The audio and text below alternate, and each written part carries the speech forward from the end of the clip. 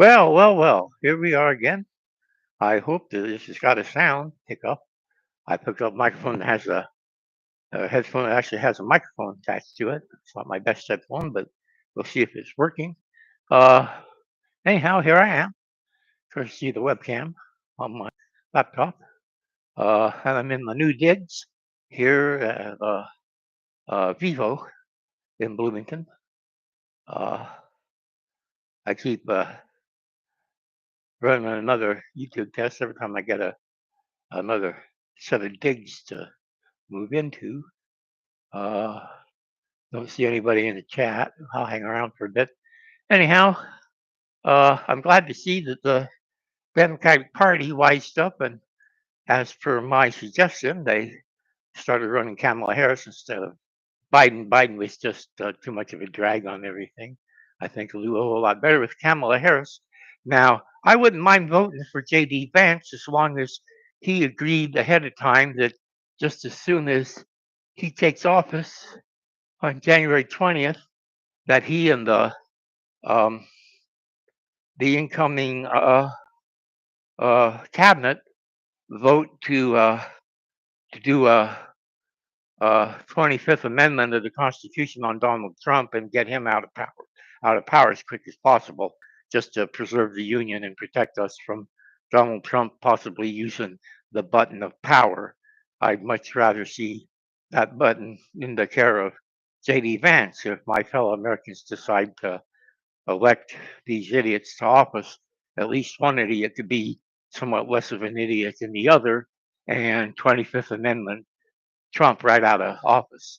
I think that would be the only thing that would save American democracy, and it would be in J.D. Vance's uh, patriotic duty to invoke that amendment, along with the patriotic duty of all the members of the incoming administration's um, cabinet.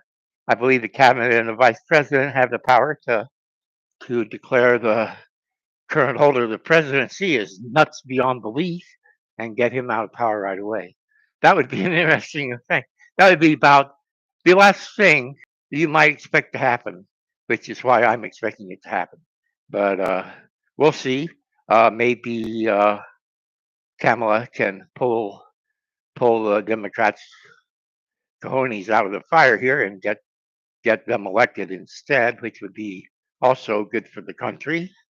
In either case, I expect the incoming administration to continue to support Ukraine and actually to continue to support the uh, the NATO alliance. I think when push comes to shove, even Trump might be able to be talked into not destroying NATO single-handedly. But I think the safest thing for the country is for him to be 25th Amendmented right out of power just as soon as he acquires power. That would be hilarious, actually.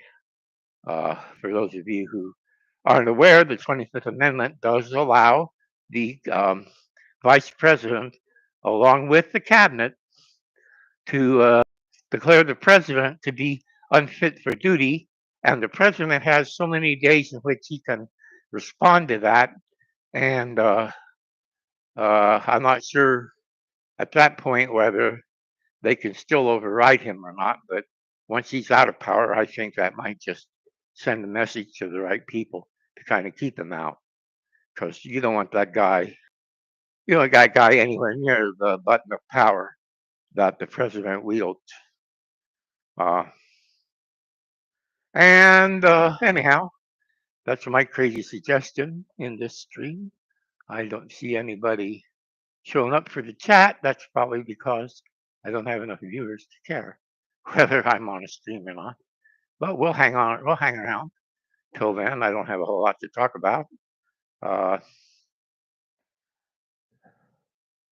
I'm glad to see that Ukraine has decided to surprise everybody and open a new front in the war and actually head into Russia. After all, if Russia can invade their neighbor, I don't see why a neighbor can't return the favor uh, and return to an even earlier time in history when the only civilization anywhere near that area was based in Ukraine.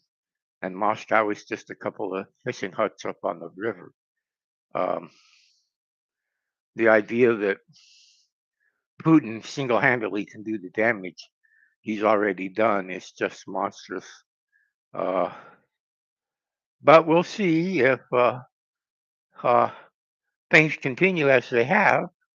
As I speak, there'll be even more of Russian land fall under the sway of the Ukrainians. They have been merciful toward the inhabitants. They haven't shelled the cities to rubble before they've taken the cities or villages.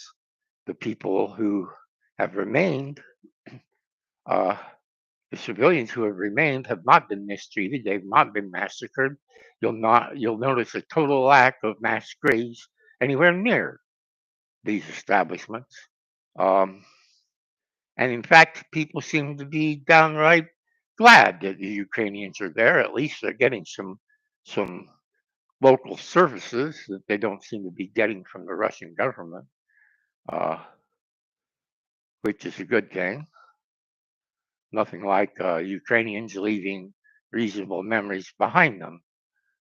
This is rather different than when Germany invaded Russia a long time ago, where the locals were very unhappy that the Germans showed up. They were originally quite happy to see the Germans freeing them from the Soviet overlords, but then they were very unhappy to see the Germans react with their insane racist ideas, and the view that of all the forms of humanity, the lowest form was probably the Slav, which is silly because being Slavic isn't being a member of a race or biologically all that different from any other form of human. In fact, there's no form of human that's biologically distinct enough to, for you to say that a race is determined biologically. Uh, but the Nazis were nuts. The Nazis were followers of a pseudoscientific kind of cult-like belief system that put them on top. I don't know of a single group of people who have decided to be racist, who haven't decided that their particular version of race is the ones that are on top. Uh, except for a few crazy instances where, well, I'll leave that buried in the wrecks of history. There's no point in digging that out. Um, it's interesting, though, that Ukraine could easily, the soldiers of the Ukrainian invasion force could easily take out their frustrations on the civilians. The civilians are quite helpless uh, against any military that moves in, but they haven't. They've been humane, and they've even accepted the surrender of or of Russian conscripts, which also is politically expedient. I think very intelligent, very wise of the Ukrainian troops to do that. They will be able to send those people home when there's a prisoner exchange. Of course, if there is a prisoner exchange, Russia will take those people and send them right back to the front as part of the meat grinder uh, technique that Russia uses to fight a war. They don't seem to be capable of any other kind of warfare. They don't seem to be able to handle actual coordination between the various uh, forms of military to do the maneuver warfare that the Ukrainians are demonstrating as they penetrate further behind Russian lines. It will be interesting to see. Right now, I guess conspicuously absent from anywhere is any sign that Ukraine is making use of the F-16s that they have. They may be reluctant to make any use of them, although I suspect that once things get going and heating up in the Crimea, that you will see F-16s come into use.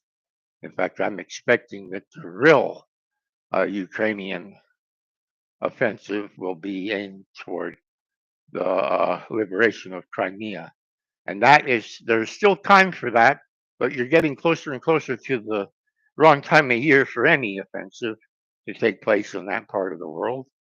Uh, so they may just capture some more territory in Russia and then hunker down to try to hold on to that territory in order to weather the U.S. elections and the possibility that they'll be forced into some kind of a negotiation position where they'll be able to at least trade some land for land, which I think is it will be actually quite cool if that happens in a way. It's a shame that uh, there has to be all this shouting and shooting and death before there's any kind of a peace arrangement, and of course any attempt to make a deal with Russia at this time to cease hostilities will, of course, be reneged on by the Russians anywhere from 2 to 4 years from now, when they'll have been built up enough of a military that they'll be able to just come through and crush the Ukrainian resistance. Um, it's far better for Russia to sue for peace and ideally uh, the ideal solution would be that Russia has to sue for peace. Putin is so discredited that he falls out of power, and that the new leaders of Russia agree to pull the damn army out of Ukraine to return to the borders as they were before, the internationally recognized borders, and blame it all on Putin and hope that they can uh, lick their wounds and spend their time trying to bring their country's economy back into some kind of shape. Perhaps even a regime of slowly loosening the sanctions in conjunction with the proper behavior on the Russian part would be a way to go about that. But that's too far in the future to foresee. And that's too sensible. And I don't expect sense to prevail in these international relationships, not with a country like Russia, unfortunately. So much depends upon who would replace Putin and the manner of Putin's downfall, if there is a downfall for Putin at all. I'm sure that he is considering his options, and I'm certain that someone who is so far been able to stay in power will take the steps he thinks is necessary to continue to stay in power. But I do feel that nobody needs to worry about Putin using nuclear weapons, because that means he'd have to hide in a bunker and never show his face again. And I have a feeling that we know where the bunkers are, and that the bunker buster would pull him up anyhow. So Putin is not going to dare to use nuclear weapons, and that's his Achilles heel. And the fact that Ukraine is running around loose in this particular region of Russia, and yet Russia hasn't even used battlefield nukes to stop the Ukrainian troops or to plug that gap where they're entering, is pretty much sign that all of his red lines, all of the red lines that he drew about how, oh, you do this and I'm going to use nukes, that, he himself hardly said, but spokesman that he let speak for him certainly brought up that issue repeatedly, and it's turned out to be a paper tiger. The entire Russian army has been a paper tiger, and I would hesitate to even mention what kind of paper that tiger's written on. It's the kind that you wipe your butt with and flush, I think. Anyhow, every death, every death is a loss. Every death is a travesty. And that the Ukrainians have to kill in order to survive and prevent themselves from being killed, that's a travesty too. And it all comes down to one man. And it always has always come down to that one man. And if there is such a thing as karma, the amount of bad karma he's set loose in the world is just breathtaking. Uh, anyhow, so that's my view for now. I guess I'm gonna wrap up this live stream. Didn't attract any viewers or anybody in the chat, apparently. Well, we'll see whether it actually worked and if my microphone is working, which will be nice if it is. At least I will solve that problem. So this is going to be the end of the stream here. If I can figure out how to end it. Ah, I see. Where's this mouse at? Boom, boom, boom. If we come down here to the end stream button, we end the stream. The stream stopped meaning. I want to be live.